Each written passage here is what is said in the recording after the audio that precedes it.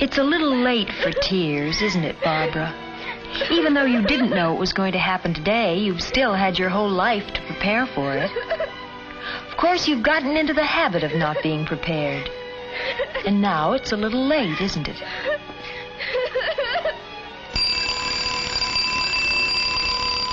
You're a creature of habit, Barbara. We all are. Unfortunately, not all of your habits are good ones. This was how your day started. Started wrong.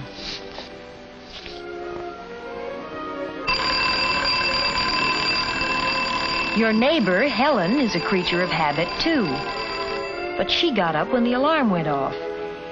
Because, Barbara, that's what she really had in mind when she said it.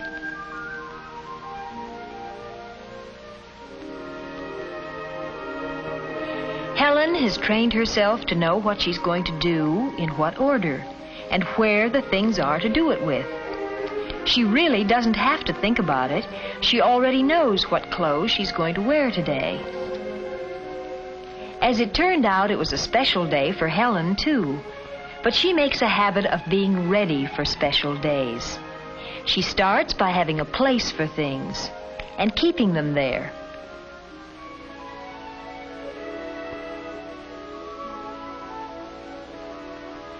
She uses taste in selecting her clothes.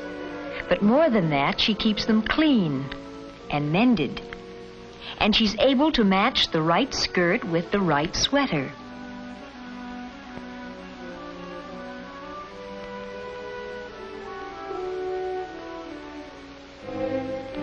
This was going to be a special day for you, but you hadn't gotten very far with your preparations for it. Was your whole family asleep? No, your mother was up. Had been for an hour. Barbara! Barbara, get up. You'll be late for school. Does she have to do this every morning, Barbara? Barbara, do you hear me? If your mother stopped acting like a second alarm clock for even one day, you'd probably think it was a dirty... Pete's sake, I hear you. I'm up. You didn't seem at all appreciative. Even if you're not really well-mannered, you could make a habit of being civil. And you weren't really up when your mother called you. Little lies are such a firm foundation for big ones. You started your day with no plan at all. Looking for your hairbrush? Can't remember where you left it?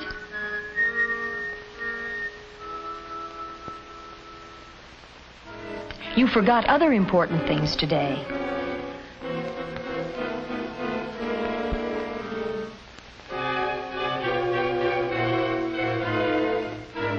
You meant to fix that collar, but you've gotten into the habit of putting things off. There are so many things you plan to do this coming Saturday or the one after that. Let's see. You found the algebra notebook you lost. The ski pants you meant to put away in the chest. The afghan you started to knit last summer. And, oh yes, the sweater you were looking for.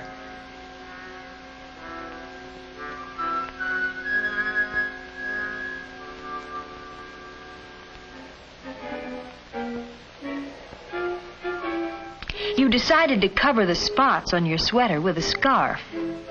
You often do that. But you can't forget that the spots are there. If you had a habit plan for your mornings, you might get off to a decent start someday. Helen has a habit plan, and it includes a healthy breakfast and a pleasant word with her parents. All three always enjoyed Mr. Elliott's comments on the news. It was time to get started for office and school. Helen's dad would drop her on the way downtown. And who could ask for a nicer way to go to school?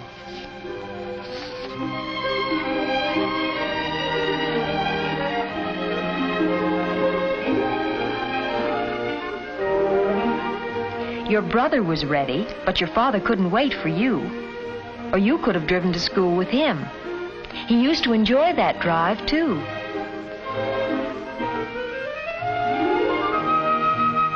Your eggs were cold this morning, but you had no time to be picky about food or to think about your diet.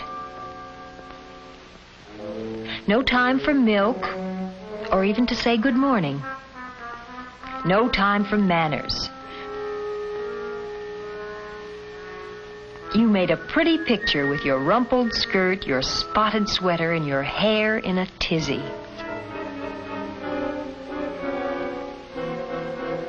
As usual, all your neighbors knew how late it was when you went by at your regular dog trot. You were late for school this morning, but then you're almost always late, and you're guilty about it. More so because your lateness is habitual. You're in a rut with a bad habit, and the longer you stick with the habit, the deeper the rut gets. When you saw Helen, you suddenly felt envious. But more than that, you felt a distaste for your sloppy ways. And you knew you could do something about them if only... That wasn't a happy thought, was it? Or do you always drum with your fingers?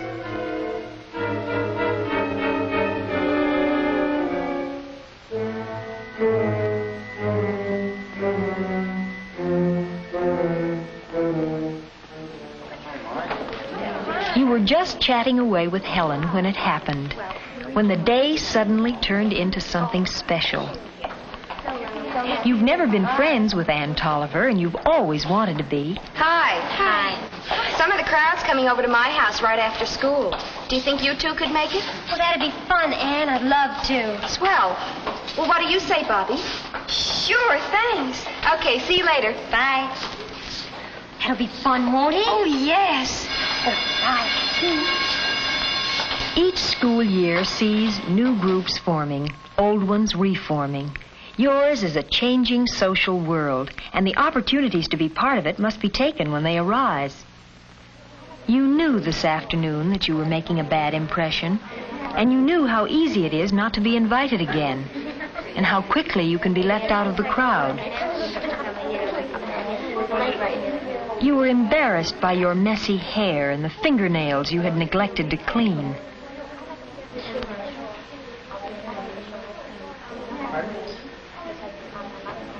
You worried about the spots on your sweater, Barbara. But what really showed up were your habits. You didn't find it very pleasant comparing yourself with the others. What? I said, what do you think? You weren't listening.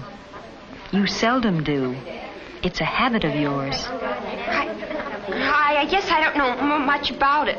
They were talking about a popular book. All your friends were interested, but you never got into the habit of reading books. The whole problem was that Claudia wanted to be free to do all the things she'd never been allowed to do. Well, that was her whole reason for leaving her family. And then she married back to the same kind of life. Well, that's why I think the book's stupid. Why couldn't she have seen... No, you added nothing to that conversation. The trouble with me is getting started. I always have to force myself to do new things. I'm the same way. I didn't even want to go to my first concert because I thought it would be too long-haired. Oh, but the music is wonderful. I'm going to go to the whole series. My mother had to drag me to the museum. But they have a wonderful costume exhibit there. I got an idea for a new dress. Oh, what kind? You've never taken an interest in music or politics or art. We always go to the beach.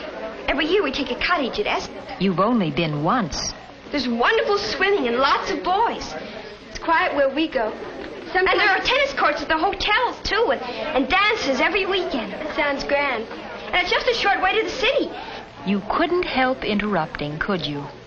And you couldn't help stretching truth like a rubber band. We all like to talk about ourselves. But a soliloquy isn't a conversation. First, you didn't talk at all, and then you did all the talking. Conversation is a two-way street. But for you, it's either one way or a dead end.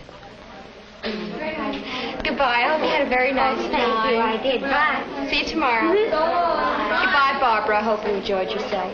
Oh, thank you. Bye. In all society, at all ages, we know that people are going to talk about other people.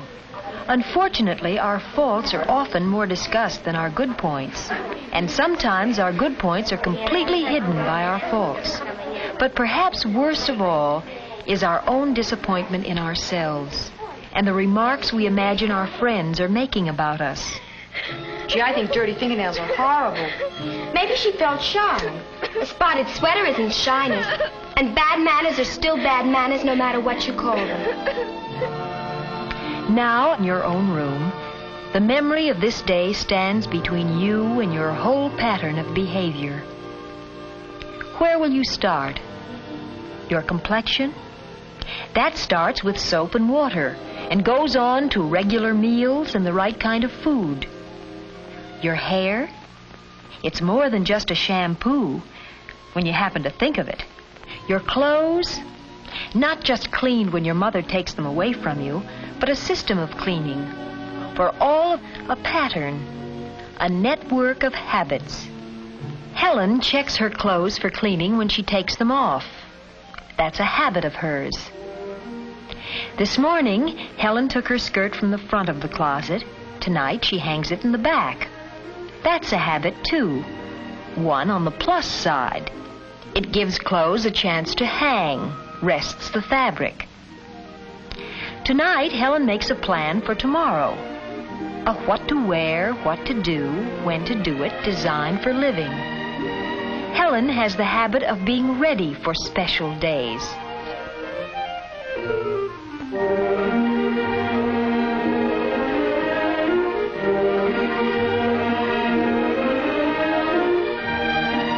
Good habits save time and energy and give us greater freedom to do those extra things we want to do.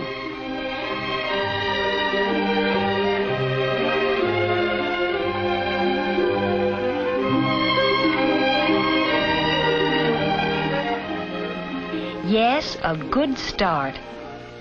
But these improvements are not yet habits, not by any means.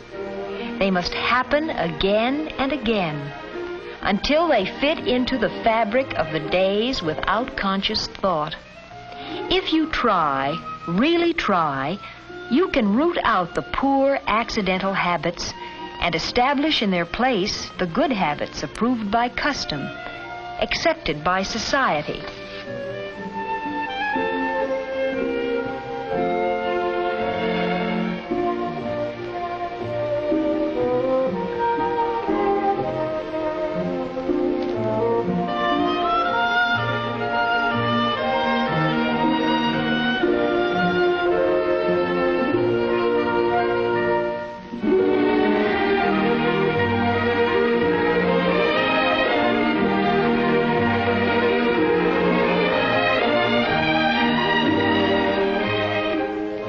Across the street, Helen's light goes out. Reasonable hours are part of her pattern. And you, Barbara? Well, you've had a hard day. But staying awake to think about it won't help it any. Go to bed early for a change. Give yourself a good start on a new day.